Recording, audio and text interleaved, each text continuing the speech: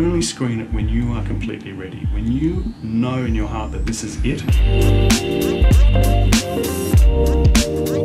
Hello, my name's Roland Gallois.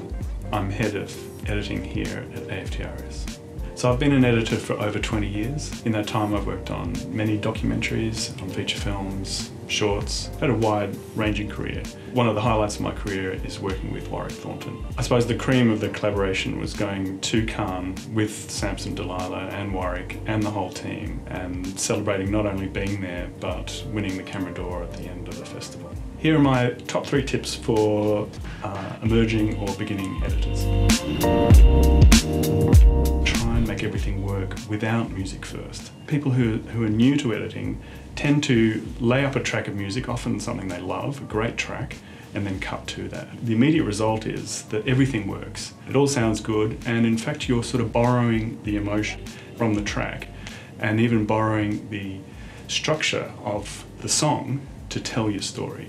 Because the track holds everything together, it supports what you're doing. It can be a false friend, if you like. So I would always suggest to try and make everything work without music first. Once it does work, and especially if you feel something, when you lay up the music then, it'll be much more powerful.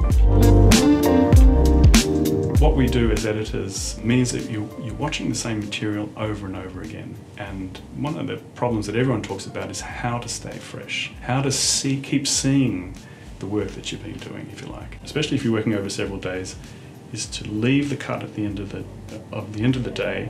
The next morning, the first thing you do is to re-watch your work. And that's very powerful because then you are at least a little bit fresher to the work, and often you can see exactly what's wrong and make those changes there and then.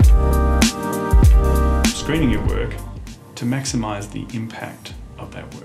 I think any experienced filmmaker will know the importance of screening your work before you lock it off, before you say it's finished. But even more than that, I want to dig a little bit deeper into the idea of screening and the timing of when you actually screen your work. Only screen it when you are completely ready, when you know in your heart that this is it.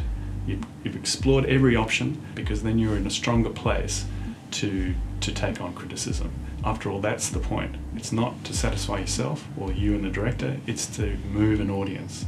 And that is really the key of all good editing. So if you like that, please check out the other videos on the site.